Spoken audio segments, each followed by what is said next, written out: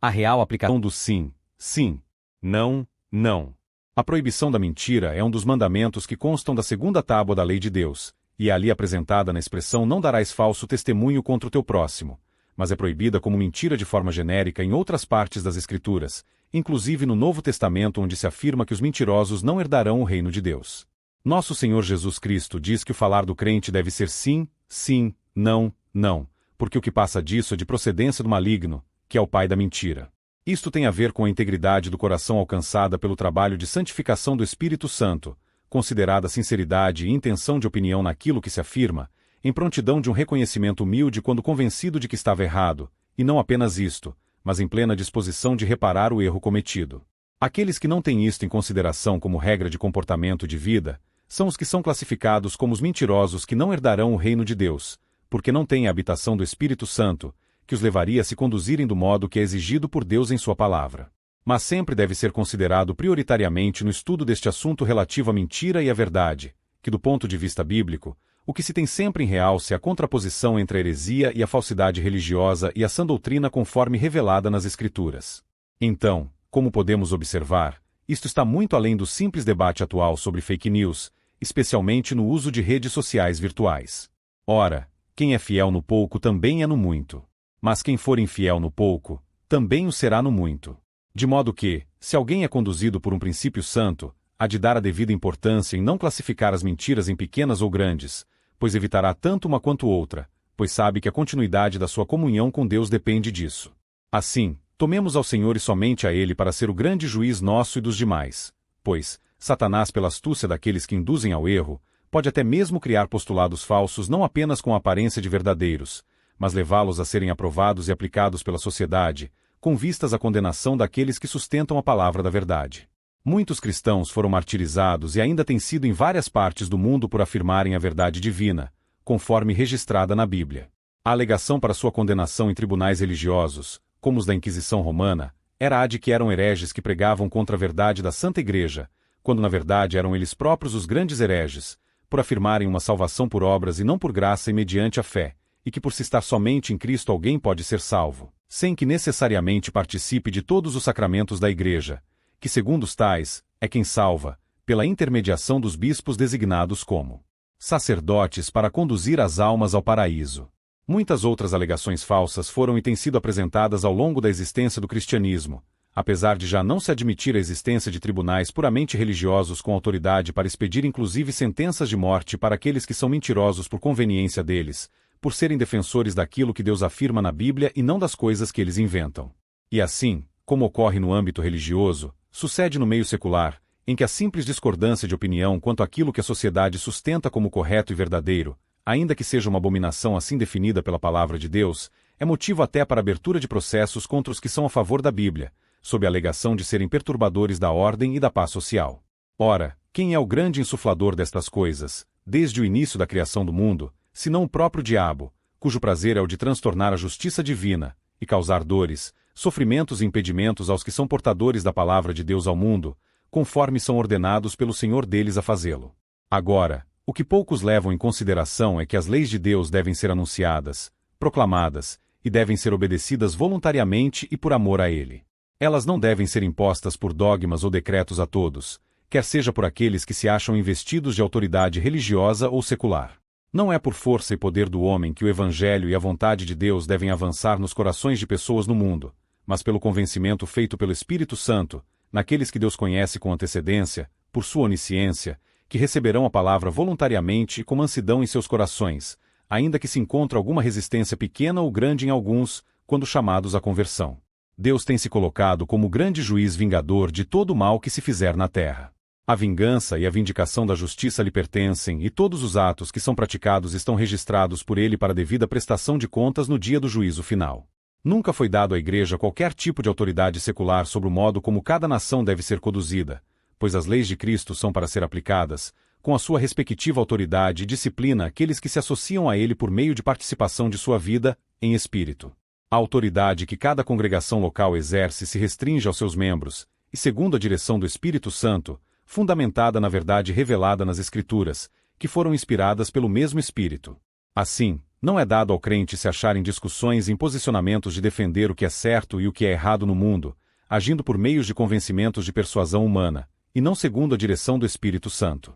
Ainda se levado diante dos grandes em tribunais, deve depender do Espírito Santo para o que deve falar em defesa da verdade, e se isto for o caso, conforme direção do mesmo Espírito. Porém, nunca pelo enganoso espírito de agir como palmatória do mundo, pois não é este o propósito geral do próprio Cristo para sua igreja. Ele não se proporia a fazer algo que é impossível, não para ele, mas para o homem, que ama mais as trevas do que a luz, e não são poucos os que odeiam a luz e que amam somente as trevas. E Deus é luz, e não há nele qualquer sombra ou variação, e é nesta luz que se deve andar, se alguém pretende ser aceito e ter comunhão com ele. O crente é um pacificador a serviço de Deus, e não um pacifista a serviço dos homens ou até mesmo de si mesmo. O pacificador se esforça para a salvação de almas, para que alcancem paz com Deus por meio da justificação pela fé em Cristo. O pacifista se esforça para a preservação da paz terrena, pela suspensão das guerras entre nações, e para outros propósitos apenas terrenos, e não espirituais, celestiais e divinos. E bem farão os que não pensam que serem heterossexuais é tudo quanto pode lhes garantir uma entrada no reino do céu, pois aqueles que são adúlteros e vivem na prática de atos impuros associados à vida sexual, ou de qualquer outra natureza sensual, sem arrependimento, por conhecerem a Cristo, terão o mesmo destino que está reservado a qualquer outro que viva no pecado. Agora, se alguém é condenado por dizer aquilo que Deus diz na Bíblia, conforme já colocado anteriormente, há grande violência e injustiça em tal condenação, porque a opinião que o crente sustenta não é forjada por sua própria imaginação e iniciativa, mas por conta de sua obediência à palavra de Deus, a qual, a propósito, visa ao bem, e não ao mal de qualquer pessoa, pois há em toda pessoa um Espírito eterno, no qual terá um dia que comparecer diante de Deus para responder o quanto obedeceu ou não os seus mandamentos. Ninguém deve ser abordado na rua ou em qualquer outro logradouro público e privado, e ser-lhe apontado no que está transgredindo os mandamentos de Deus. Tal atitude contrariaria tudo o que o próprio Jesus ordena à sua igreja, que é impedida inclusive de retribuir ofensas e agressões, de modo a não resistir ao homem violento, em sua missão de evangelização, e dispor-se a oferecer a outra face quando agredido, e não deixando de orar pelos seus perseguidores, e não amaldiçoar os que os amaldiçoam. Dentre tantas outras instruções que devem reger a vida dos crentes quando atuam em seu nome, no âmbito do respectivo aprisco composto pelas demais ovelhas do seu rebanho. Em que tom, com que espírito, com que intenção e finalidade as verdades da palavra são expostas? Com amor pelo próximo, visando-se ao seu bem? Então como pode se sustentar a condenação diabólica de se estar praticando crime de ódio, de discriminação social, etc., a quem age dentro da esfera que foi delimitada aos crentes pelo próprio Cristo? Satanás lança cortinas de fumaça para ocultar da humanidade em geral seus planos e intenção maligna relativos a todos os homens sem exceção, pois os odeia com ódio mortal, sejam crentes ou não. Ele desvia a atenção de todos para objetos que possam afastá-los de uma possível conversão a Deus ou comunhão com Ele. Pouco lhe interessa saber se alguém é a favor ou não de uma existência mais justa e igualitária entre as pessoas, desde que elas permaneçam longe de Cristo, que é o único que pode livrá-las do seu domínio satânico. Para tanto é seu modo usual de agir enganar com ardis e criação de ilusões de que há vários caminhos para a vida eterna, para a prática do bem, para a transformação do mundo em um lugar melhor e justo, etc., de modo que aqueles que ele levantar para ocuparem posições chaves de poder de influência sobre a sociedade possam se aplicar em serem os agentes militantes da difusão de seus programas e idear enganosos, pois pensando em estarem trabalhando pela liberdade da humanidade, acabam por conduzir lá a mais terrível forma de escravidão que culminará com a sua condenação eterna, pois os meios que são utilizados para se alcançar a referida liberdade são completamente opostos aos mandamentos de Deus, e é nisto que o diabo aposta todas as suas fichas. Ele tem alcançado grande êxito em seus estratagemas em nossos dias, como nunca antes na história do mundo, de forma que o temor a Deus, a reverência e o amor a ele são perdidos progressivamente a cada ano que passa. Muitos se abençoam em uma liberdade, entre aspas, que alcançaram e que na verdade os condena no tribunal divino, e nisto ficam endurecidos sem reconhecer qualquer necessidade de arrependimento. Isto foi profetizado em várias partes das Escrituras sobre o tempo do fim, e o apóstolo destaca como sendo principalmente uma rejeição à sã doutrina bíblica, por se dar ouvidos a doutrinas de homens e de demônios, como por exemplo em 2 Timóteo 2 versos 3 e 4. Pois haverá tempo em que não suportarão a sã doutrina. Pelo contrário, cercar-se-ão de mestres segundo as suas próprias cobiças, como que sentindo coceira nos ouvidos. E se recusarão a dar ouvidos à verdade, entregando-se às fábulas. E também em 1 Timóteo 4 versos 1 e 2. Ora, o Espírito afirma expressamente que, nos últimos tempos, alguns apostatarão da fé, por obedecerem a espíritos enganadores e a ensinos de demônios. Pela hipocrisia dos que falam mentiras e que têm cauterizado a própria consciência, nunca é demais recordarmos que desde o princípio Satanás conduziu o primeiro casal ao pecado por mentir à mulher e enganá-la dizendo que não morreriam, ela e seu marido, caso desobedecessem a Deus, não dando a devida consideração ao seu mandamento. Pois o que eles alcançariam afinal com a sua desobediência seria a liberdade da qual Deus queria lhes tolher. Vejam a astúcia dessa velha serpente que não somente continua a mesma como se aperfeiçoou na arte de enganar através dos séculos, criando convicções fortes nas mentes e corações dos homens de que aquilo que ele lhes propõe é o melhor para eles, uma vez que estas coisas se coadunam com suas inclinações e aspirações naturais, e Deus é um déspota que requer mudanças, transformações profundas, e mais do que isso, que tudo que pertença à velha criatura morra para dar lugar a uma nova criatura que seja inteiramente santa e obediente à sua vontade. Não é de se estranhar, portanto, que, como no dizer de Jesus, mais sejam os que se perdem do que os que se salvam. Poucos estão dispostos, proporcionalmente se comparando, a abandonarem sua própria vontade, crucificar o seu ego, negando-se a si mesmos, para conhecerem e fazerem a vontade de Deus. Mas foi exatamente para viverem para Deus que os seres morais foram criados. Se eles não atendem à vocação para a qual Deus os destinou, não é difícil compreender por que serão rejeitados por Ele no final. Mas qual é o despotismo que há nisso, senão uma grande honra e favor de que o Criador soberano e eterno chame a vil criatura a ter participação em sua natureza divina, e que aprenda progressivamente por obediências sucessivas na escola de seu Filho unigênito a ser transformada de fé em fé e de glória em glória à sua própria imagem? Seria um déspota um rei terreno que chamasse um mendigo a ser transformado em um príncipe?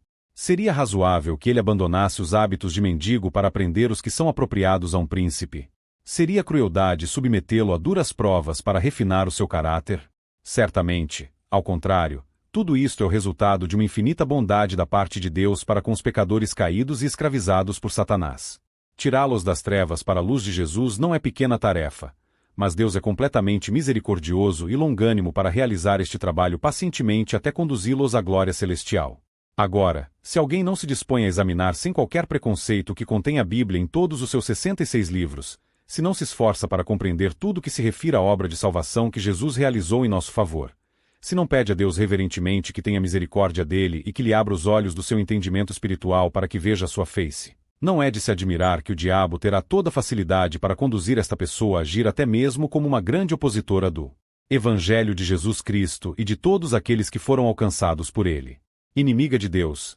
toda pessoa já é naturalmente por ordem de nascimento, por ser descendente de Adão, em razão do pecado original, e somente por meio da fé em Jesus é possível ser desfeita esta inimizade, para termos paz com Deus. Se não houver a reconciliação citada por meio da fé, tal inimizade, não sendo desfeita, há de manter a pessoa sob maldição e condenação, pois é preciso que a justiça de Deus seja satisfeita, e sua santidade vindicada, porque a justiça exige a morte, separação eterna de Deus, para todo aquele que não estiver reconciliado com ele. A justiça do próprio homem, por maior que fosse, não poderia justificá-lo perante Deus, uma vez que a justiça divina exige da parte da criatura uma justiça perfeita, sem mácula, sem qualquer pecado para que possa ser aceita. Então não é difícil entender a nossa completa necessidade de Jesus, porque é somente por sua morte que podemos ser também considerados mortos para o pecado, uma vez que aquela morte dele na cruz foi para esse propósito de sermos considerados por Deus como já tendo morrido e assim ser cumprido aquilo que a justiça exigia de nossa obediência passiva,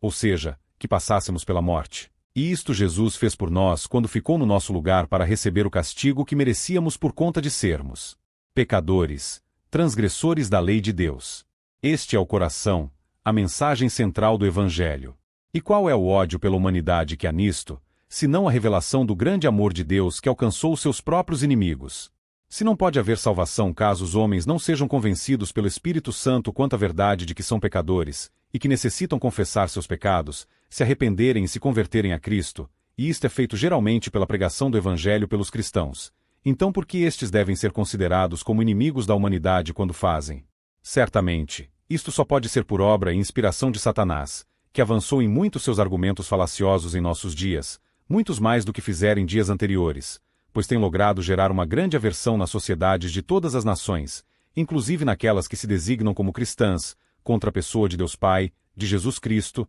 dos crentes e da Bíblia, porque não defendem as bandeiras que o mundo levanta para apoiar e aprovar as práticas que são contrárias aos mandamentos de Deus, não por uma questão de preferência pessoal, mas por saber que essas práticas conduzem os seus praticantes à condenação eterna, que consiste principalmente em um desagrado eterno de Deus, assim como um castigo no fogo cuja chama nunca se apaga. Enquanto estamos no mundo, há a mão estendida de Jesus para salvar todo o que nele creia, e ele tem prometido jamais lançar fora quem vier a ele. Mas uma vez chegada a morte física, torna-se selada toda e qualquer esperança de uma salvação futura, pois o decreto divino tem determinado que a morte deve ser seguida pelo seu juízo. Mais do que nunca, aqueles que pretenderem alcançar a salvação eterna de suas almas, devem fixar a atenção deles em Jesus, sem permitirem ser escandalizados pelas coisas desviadas que podem ser vistas nesta época, como nunca antes, no comportamento de muitas igrejas e de muitos crentes, que não andam segundo a norma de santidade que lhes é ordenada pelo Senhor em sua palavra. Além disso, estes nossos dias são aqueles em que têm tido cumprimento muitas das profecias bíblicas sobre a iniquidade que se multiplicaria em todo o mundo, e de modo que artigos que destacamos em outras partes deste livro e que destacam o que está ocorrendo em várias nações em relação a isto, não têm em vista incentivar os crentes a se empenharem para a todo custo buscarem mudar tal estado de coisas em suas respectivas nações, por uma confrontação direta com o poder público, na esperança de que assim o fazendo estariam cumprindo a missão que lhes foi dada por Deus na evangelização do mundo. É preciso ter inteligência espiritual nesta época das batalhas espirituais finais contra os principados e potestades para não nos iludirmos indo lutar contra o diabo num terreno falso e com armas que não sejam espirituais da milícia de Deus, e sim dos homens e de seus meros interesses políticos. Temos um grande exemplo disso na pessoa do próprio Jesus em seu ministério terreno, que não fez qualquer movimento para que os judeus fossem livrados do jugo político de Roma, e nem mesmo faria, porque não é esse o propósito da sua vinda ao mundo, e nem ainda isto foi mudado para aqueles que receberam dele a missão de pregar o Evangelho a toda criatura.